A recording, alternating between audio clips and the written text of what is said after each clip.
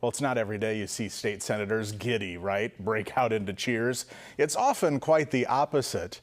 Here's what's caused today's excitement. The Husker 2025-2026 men's basketball team, the best Nebraska basketball team in history of Husker basketball.